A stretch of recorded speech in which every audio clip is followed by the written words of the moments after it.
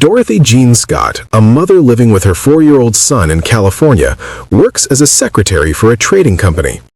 All her friends describe her as committed, calm, and dedicated. She doesn't drink alcohol and prefers staying home. She remained calm until she began receiving mysterious calls from an unknown number. The unknown man told Dorothy he believed her and threatened to kill and kidnap her. What terrified her most was that he told her very personal things about himself, that he lived with them, and that he observed her every detail. In one call, he told her what came out of her clothes. On another occasion, he placed an excuse for her to be famous and told her he had left her a gift. She told her mother she had heard the unknown man's voice and things like that before, but her mother didn't believe her. Over time, the stem cells began to be stimulated significantly. One day, the woman told her that she would cut her into pieces. She began to feel threatened, and terror began to enter her heart. She decided to learn some karate techniques and self-defense techniques.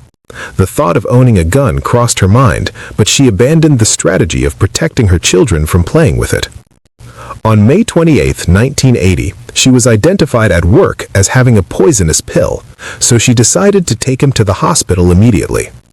She was accompanied by other women on the way to her house for 2 reasons: to check on her son and to replace her black tag with a red one.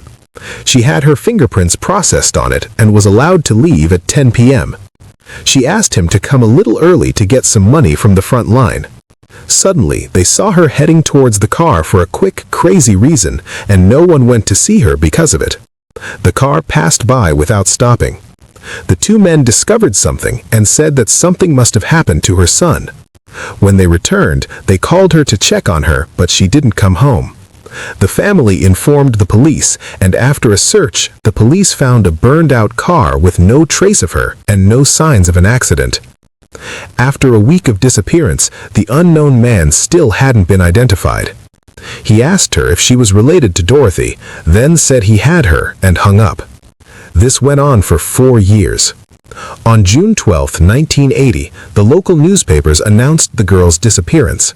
On the same day, the unknown man contacted them and informed them that they had killed her. He said, "She was the love of my life, but I found her cheating on me with another woman." The unknown caller told them about the clothes she had been distributing on the day of her disappearance, indicating that he was watching her. They said they had allowed him to join the operation, but to cooperate with them. They denied this, saying they were only keeping track of the time. The police monitored the phone, but the unknown problem did not prolong the separation.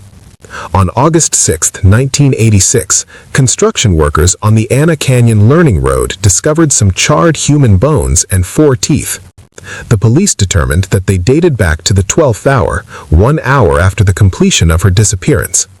The intelligence remained unknown, and nothing was known about the reason for this or about the wrong calls. Family moved into a new house in a deserted area, almost entirely uninhabited. It was a very large and luxurious house, seemingly belonging to a wealthy person who had left it for unknown reasons. The family found the house at a very low price and decided to seize the opportunity, buying it immediately. On the first day, everyone felt incredibly happy and adventurous about moving into their new home. The head of the family, the 9th in the household, went to bed. The bed was very comfortable, and the room was quiet. However, in a moment of sleep, he felt a pull to get downstairs. He thought his son might want to, but when he opened his eyes, he found nothing and no one in the room. Exhausted from the day's work moving things, he fell asleep and didn't give the matter a second thought.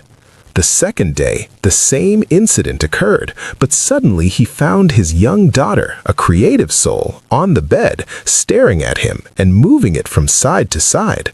Her responses suggested she was communicating with someone in the room, trying to cling to that idea. The strange thing was not just anything in the room, but something else entirely. The creative father felt something was amiss in the house, and things became even stranger when a friend came to visit him. The friend told him something odd about the house. When the philosopher father heard his friend's words, he was terrified but reassured him, saying there was nothing wrong. However, in his own mind, he felt a surge of fear.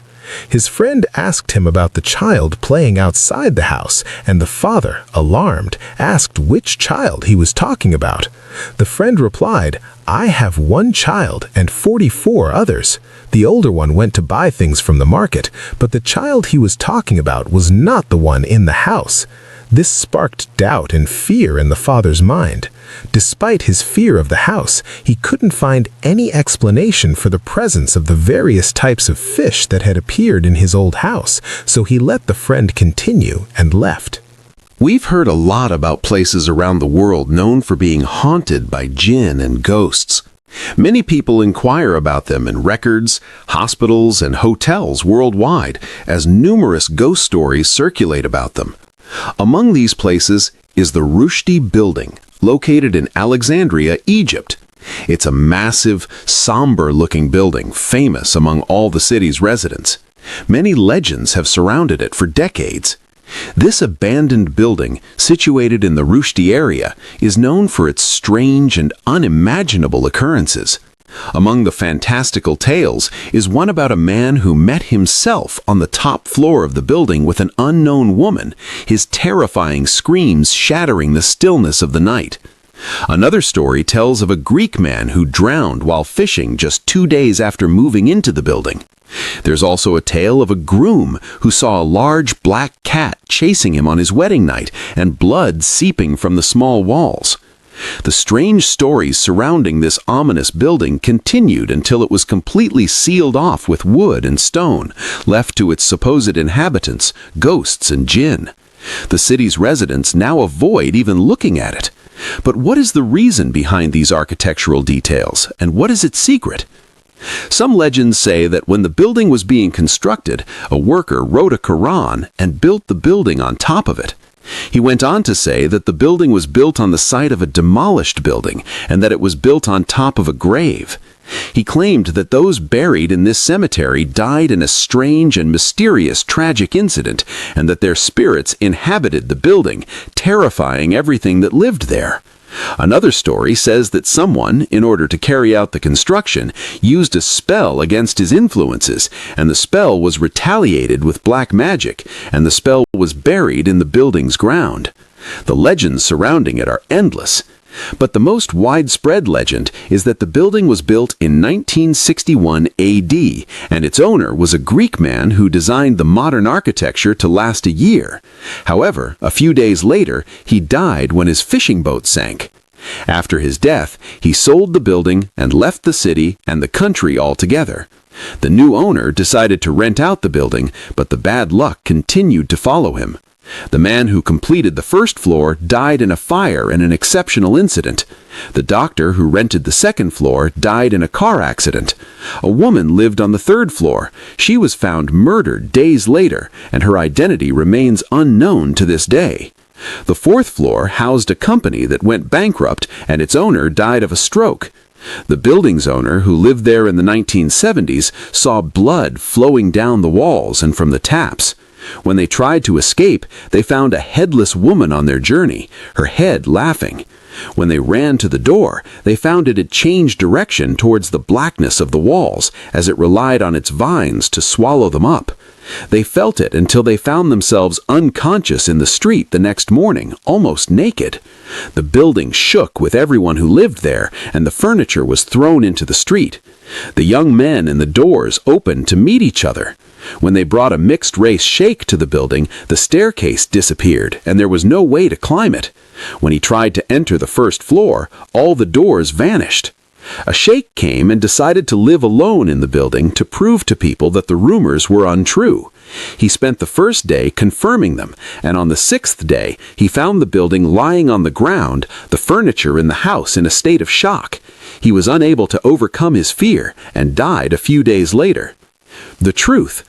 The old residents of the neighborhood say that the reason the building was left unoccupied is that its owner died immediately after its construction was completed. The heirs disagreed, and the building remained abandoned. There is no basis in these legends. In 2012, a group of young men broke into the building and said they saw nothing of it and that it was unfinished, indicating that no one had ever lived there. All the stories attributed to the building are completely false. However, some people believe all the legends surrounding the building and refuse to believe anything else.